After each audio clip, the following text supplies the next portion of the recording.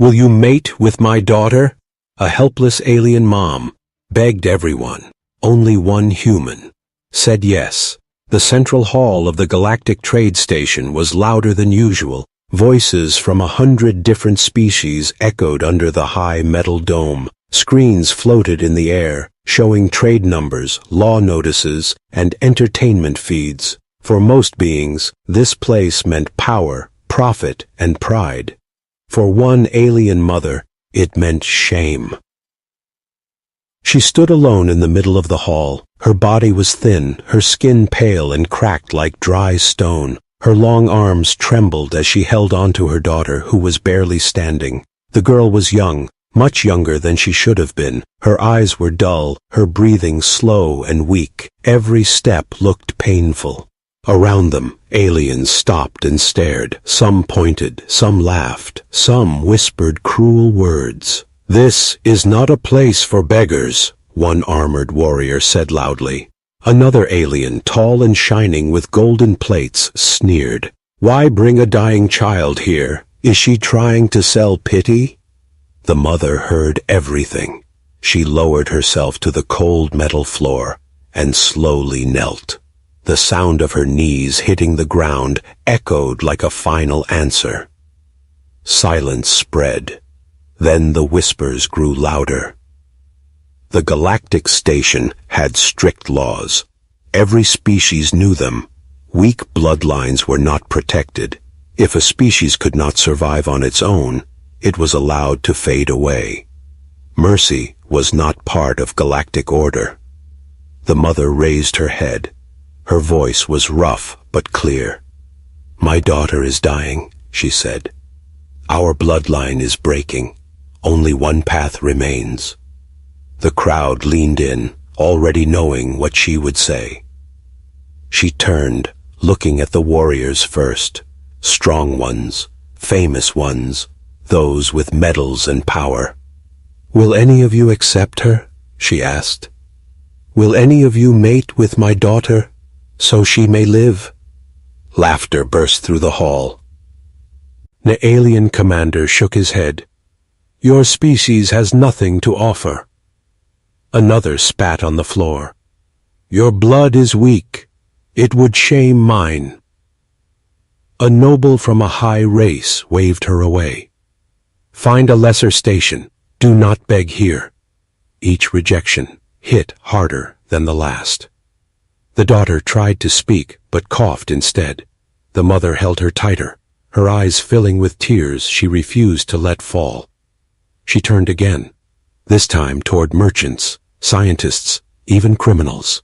The answer was always the same. "No, never. Go away." Minutes passed. The station returned to noise. People lost interest. To them, this was just another failure of a weak race. But not everyone looked away. At the edge of the hall stood a human. He wore simple work clothes, marked with cargo codes, no armor, no weapons, just a small badge that read, Human Logistics Officer.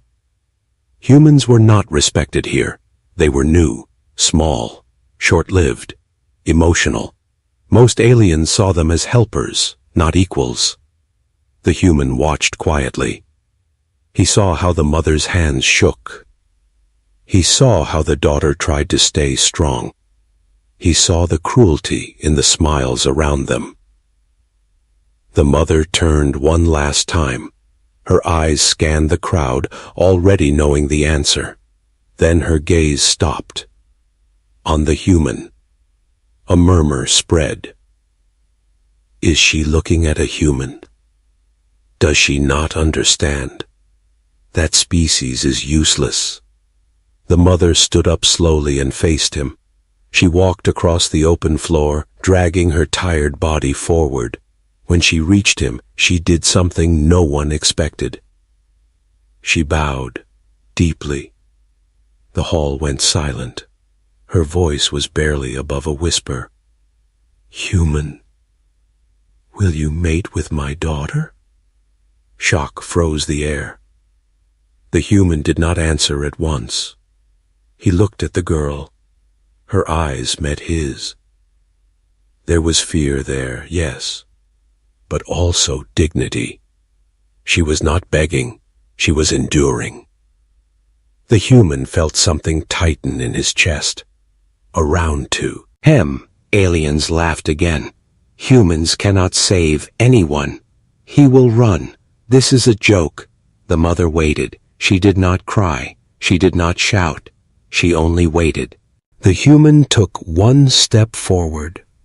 At that moment, before the answer was given, if you are enjoying this story, please consider subscribing to this channel. It helps these stories reach more listeners across the stars.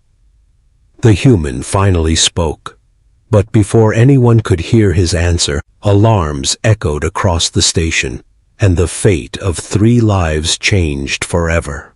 The alarms echoed only for a few seconds, but the silence that followed felt heavier than noise. Red warning lights washed over the galactic trade station, then slowly faded back to normal white. Nothing had truly gone wrong. No attack, no danger. Yet everyone felt it. Attention returned to the human, the alien mother, and the weak girl standing between them. A tall enforcer drone floated closer, its cold mechanical eyes scanning the scene. "Unauthorized disturbance detected," it announced. "Explain." The alien mother straightened her back. Her voice did not shake now. "I am exercising my right under ancient survival law," she said. "I have asked for aid. I was refused. I have asked again." The drone paused, processing old codes that few remembered. "Law confirmed," it said at last. "Proceed." That answer shocked the crowd more than the alarms had. Whispers exploded again. Why a human? Does she know their history? This will end badly. The human remained still. He felt hundreds of eyes on him, heavy with judgment. He had lived with this feeling before, on many stations, on many worlds. Humans were never welcomed the way others were. Long ago, when humanity first reached the stars, they came with hope. They believed effort mattered. They believed courage could earn respect. They were wrong. Humans had no natural armor, no claws, no psychic gifts. Their ships were average, their bodies fragile compared to most galactic races. In early wars, humans lost colonies. In early alliances, they were pushed aside. Aliens remembered those losses well. To the galaxy, humans were survivors, but survivors without strength. Useful workers, cheap soldiers, temporary allies, never leaders. The human knew all this. He had heard the jokes, seen the looks, signed contracts no other species would accept. He looked again at the alien girl. Her breathing was uneven now. Breath seemed like effort. The mother noticed his hesitation and spoke quickly. "I do not ask for love," she said. "I do not ask for loyalty, only life." The girl lowered her eyes, shame burning in her cheeks. "Mother," she whispered, "please, stop." But the mother shook her head. "I will not let you die in silence." An alien scientist pushed forward, adjusting his glowing neckband. "This is pointless," he said sharply. "Human genetics are unstable, too emotional, too aggressive under stress. Mating compatibility is near zero." Another added, "Even if the child survives, the result could be dangerous." Dangerous. That word caught the human's attention. He turned toward the speakers. "Dangerous how?" he asked. The crowd quieted again. Humans rarely asked questions in such places. The scientist hesitated. "Your species adapts too quickly. Your instincts are unpredictable." The human nodded slowly. Unpredictable.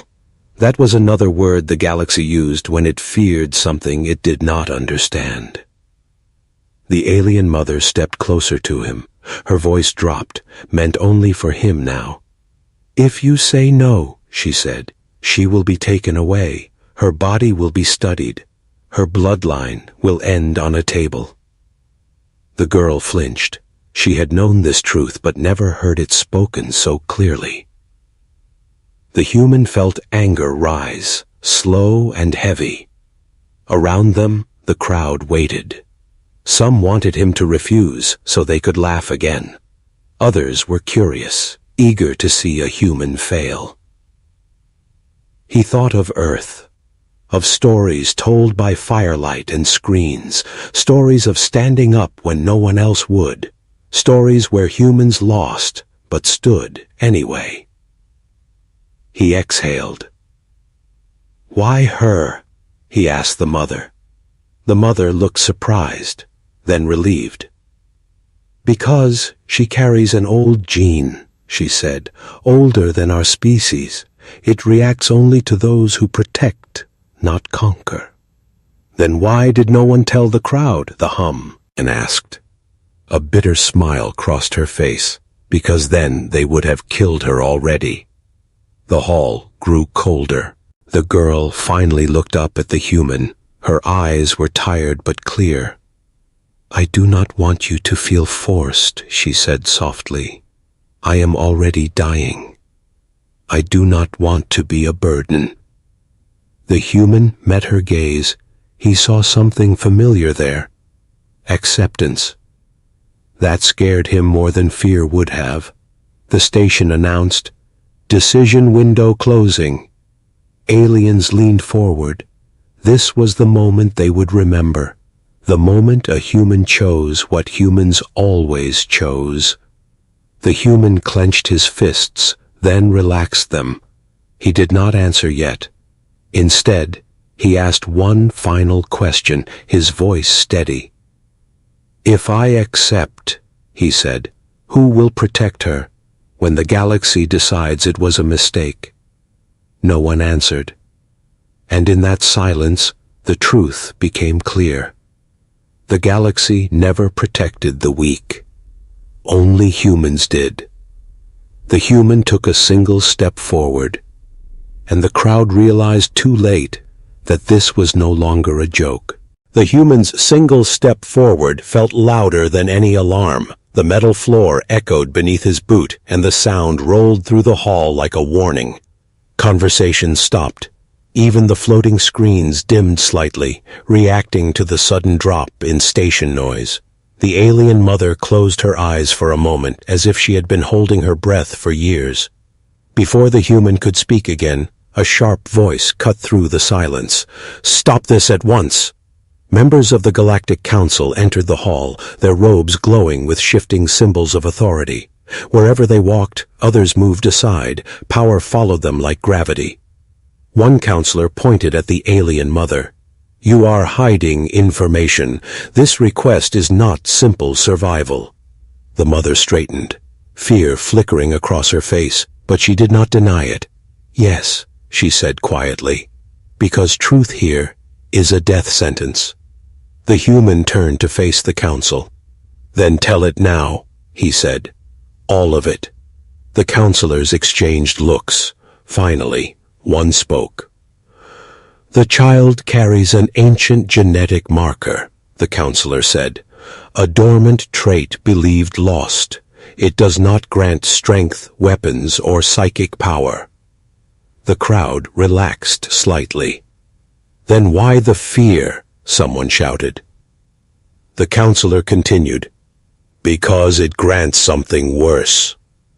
The lights in the hall dimmed further. "It grants adaptation beyond prediction," the counselor said. "The ability to evolve in response to threat, not over generations, but within a single lifetime." Gasps rippled through the crowd. The human frowned. "That sounds like survival." "It is," the counselor replied, "which is why the galaxy erased it long ago." The mother's voice trembled now. "My people were once protectors. We did not conquer. We endured. Others feared what they could not control." The daughter swayed, her legs weakening. The human moved without tea, hinking and steadied her. The touch was gentle. The reaction was immediate. Her breathing eased. Several scanners nearby flared to life, numbers spiking wildly. The scientists stared at their screens. "Impossible," one whispered. "Human proximity is stabilizing her condition." The counselor's eyes narrowed. "This confirms our concern." The human looked down at the girl. She stared at his hand on her arm, surprised by the warmth. "I feel less cold," she said softly. For the first time, a small hint of color returned to her face. The crowd shifted. Fear replaced laughter. "If this continues," a counselor said, "the child may awaken the trait fully." "And if she does?" the human asked. "Then the galaxy will see a being who adapts to every attack, every trap, every attempt to control her," the counselor said, "a living answer to oppression." The human felt the weight of that settle in his chest. The daughter finally spoke louder, forcing herself upright. "If that is true," she said, "then why am I treated like a disease?" No one answered her. The mother placed a shaking hand on her daughter's shoulder. "Because survival scares those who live in comfort." The station announced again, colder this time. "Decision window closing, 10 cycles remaining." Security drones drifted closer, not threatening, yet. The human felt the pressure now. If he refused, the child would be taken, studied, ended quietly. If he accepted, the galaxy would never forget. The mother looked at him, her eyes full of something deeper than hope. "Trust. You do not owe us this," she said. "But if you walk away, at least know she did not die weak. She endured until the end." The girl met his eyes one last time. There was no begging in her gaze, only honesty. "I am not afraid of death," she said. "I am afraid of never being allowed to live." The human closed his eyes briefly. He thought it of Earth again, of humanity's long history of being told to stay quiet, stay small, stay in place, of how humans survived not because they were strongest, but because they refused to stop standing. He opened his eyes. The crowd leaned in. The counselor raised a hand. "Choose carefully, human. Your species is already watched." The human stepped fully into the center of the hall. "I choose," he said calmly. The station held its breath. "Yes." The word fell softly, but it shattered everything. Alarms screamed again, this time real. Medical teams rushed forward. Energy fields snapped into place. The council shouted orders. The crowd panicked, and as the human reached for the girl's hand, ancient systems buried deep within the station awakened. Systems not activated in thousands of years. Somewhere in the dark between stars, something noticed, and it began to move. The medical chamber sealed itself with a heavy metallic sound. Transparent energy walls rose around the human and the alien girl, separating them from the shouting crowd. Red symbols flashed across floating screens as ancient systems woke from long sleep. Doctors rushed in, their movements fast but nervous.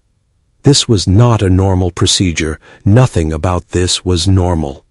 "Begin stabilization," one scientist ordered.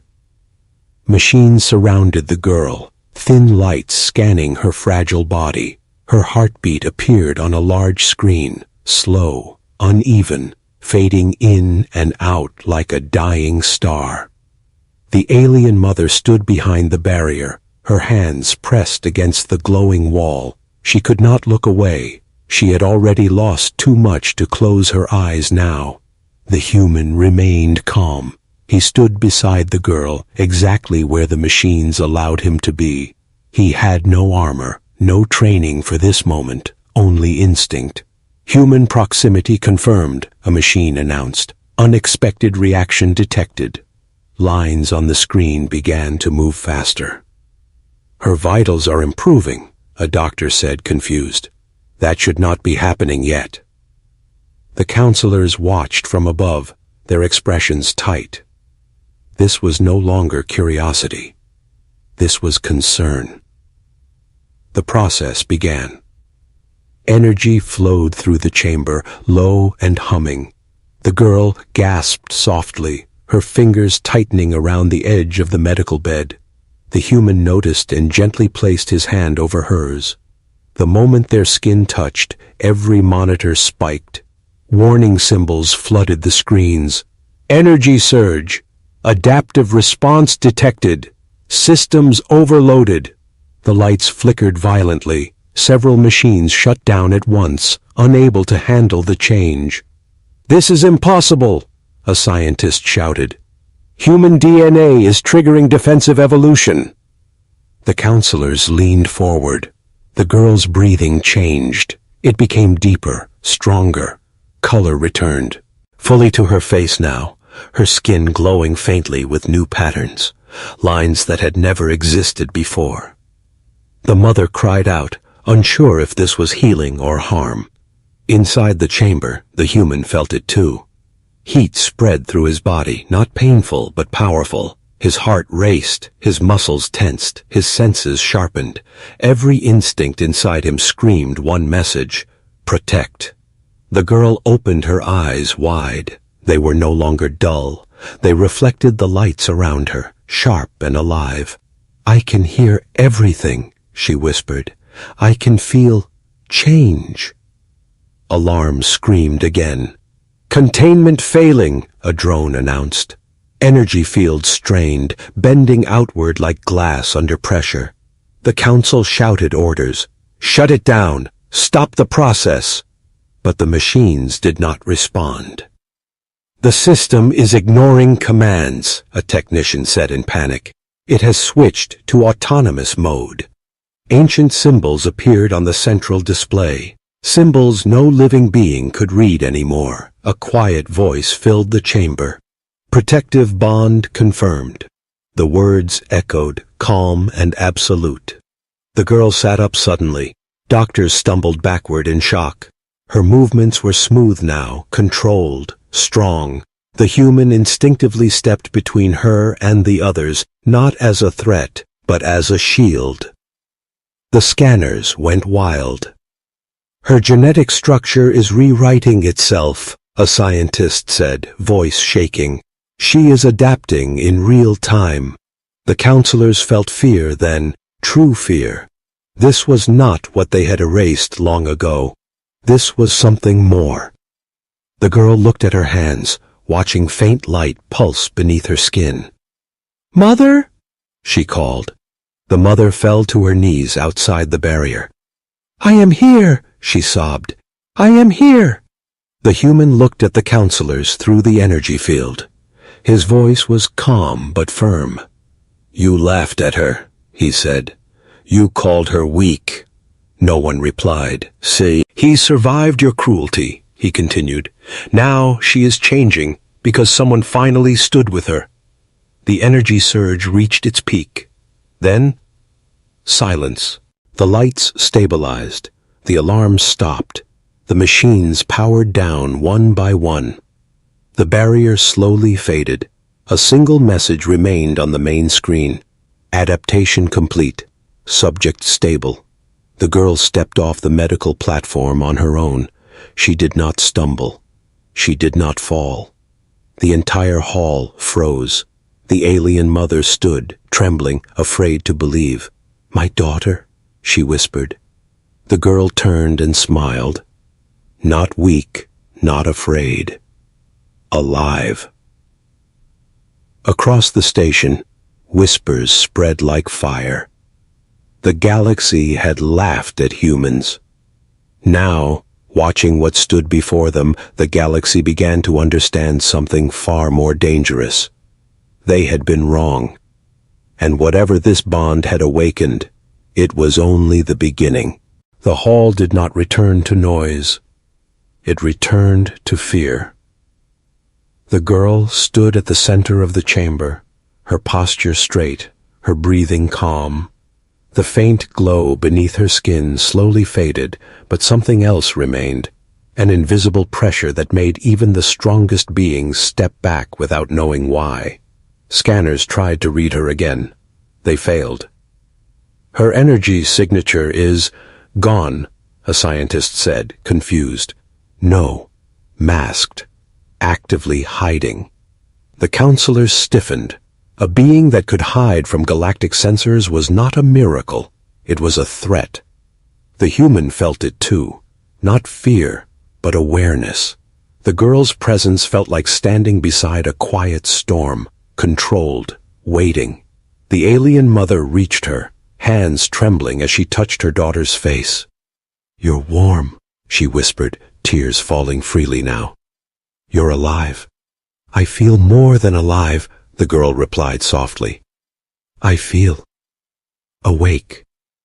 That word echoed badly among the council. One counselor stepped forward, voice sharp. "This changes nothing. The agreement ends here." The human turned slowly. "You said survival law applied," he said. "You confirmed it." "Yes," the counselor replied. "And survival has been achieved. The child is no longer dying." Several drones drifted closer. "Therefore," the counselor continued, "custody now transfers to the Galactic Authority." The mother gasped. "No, you promised." "There was no promise," the counselor interrupted coldly. "Only permission."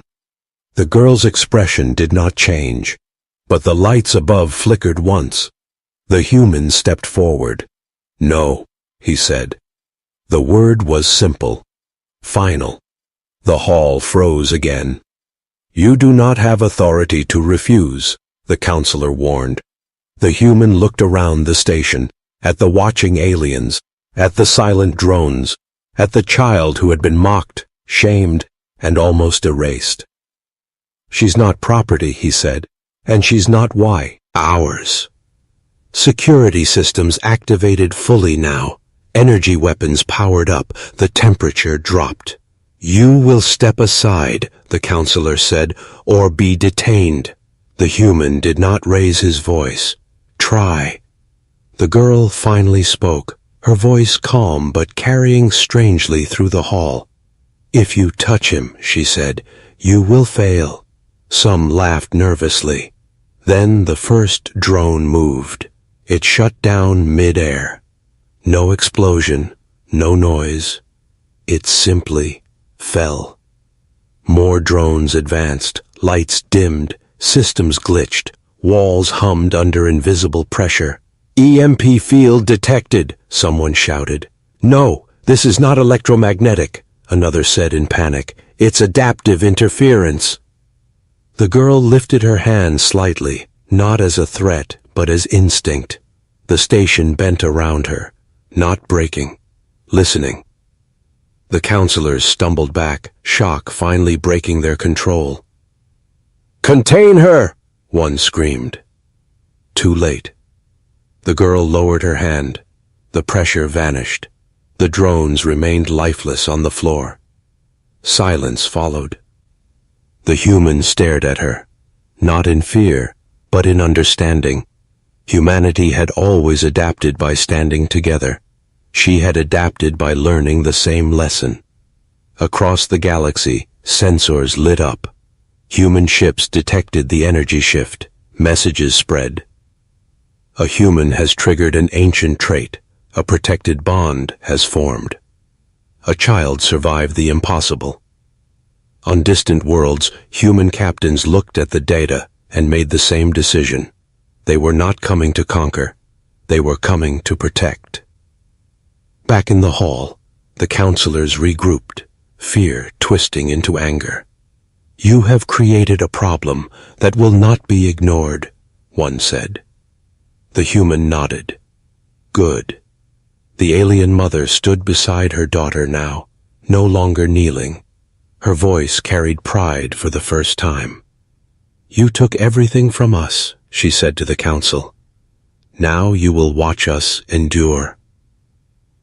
The girl looked at the human. "They will send others," she said quietly. stronger, crueler. I know, he replied. The station shook slightly then, not from her power, but from something else. A long-range alert flashed across the hall. Multiple fleets entering system.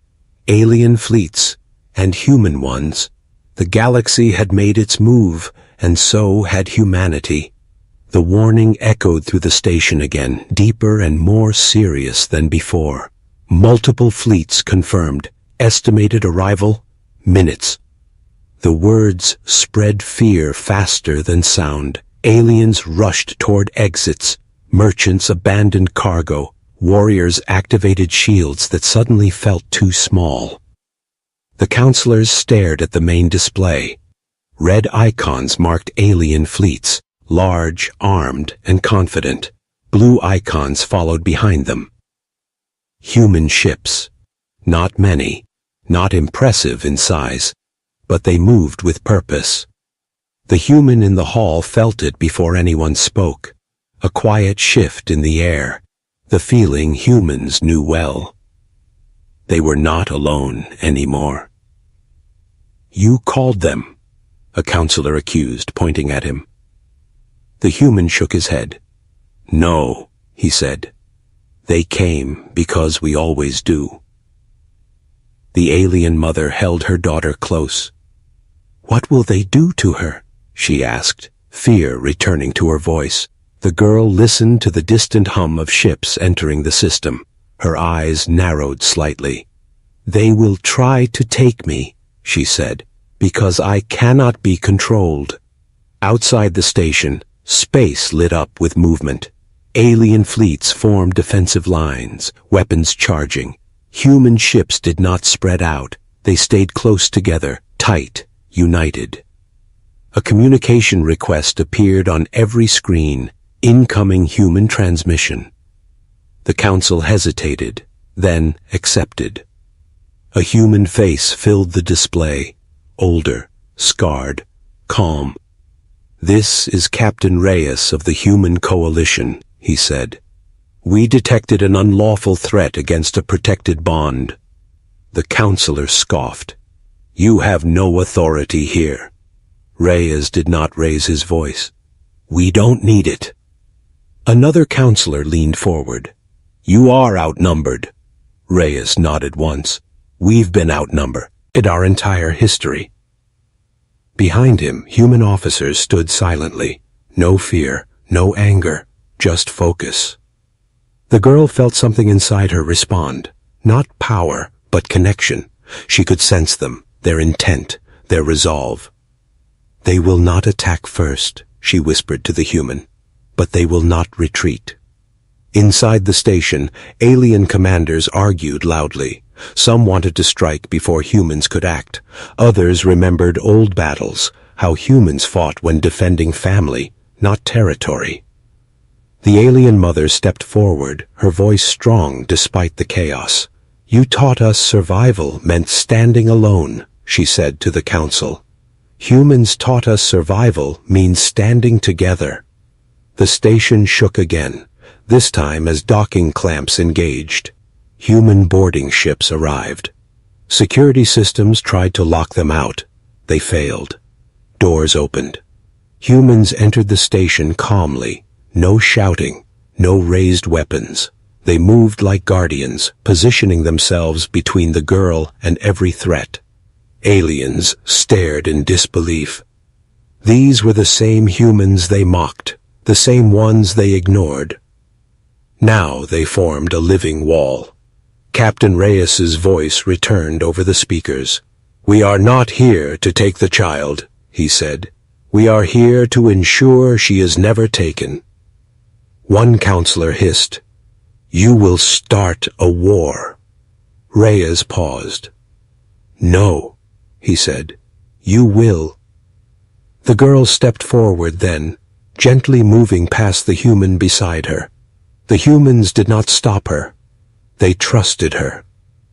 I do not seek destruction, she said, her voice carrying through the hall without effort. I seek choice. Her presence pressed against the station again, not violently, not threateningly, But everything listened. Weapons powered down on their own. Ships outside hesitated. "She's controlling the systems," someone whispered. "No," another replied in fear. "She's being accepted by them." The girl turned to the council. "You erased my kind because you feared what adapts," she said. "Now you fear humans for the same reason." The human beside her spoke quietly. "We adapt," he said, "but we also protect." The alien mother bowed, not to the council, but to the humans, not in weakness, in respect. The council realized the truth too late. This was no longer about a single child. This was about a species that bonded beyond blood, beyond race, beyond fear.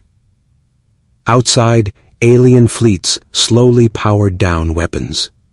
They had seen enough. The girl felt it then, something awakening fully inside her, not rage, not dominance, purpose. She looked up at the stars beyond the station walls. "They will remember this moment," she said softly. The moment humans stepped forward. And across the galaxy, history began to change. The station was silent. Not the quiet of fear anymore, but the quiet of understanding. Human soldiers stood calmly in place, not as conquerors, but as guardians.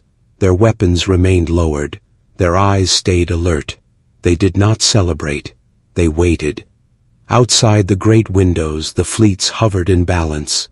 Alien ships, human ships. None fired. None advanced. The galaxy was holding its breath. The girl stepped forward again. With each step, the faint pressure followed her. Not heavy, not violent, but undeniable. The station lights dimmed slightly, responding to her presence, as if she were part of its core systems. She looked small compared to the vast hall. But no one saw her as weak anymore. "I was born fragile," she said, her voice steady and clear. "I was called useless. I was laughed at." Her eyes moved across the crowd, meeting faces that once turned away. "I survived because someone chose to stand with me." She turned to the human beside her. He said nothing. He did not need to.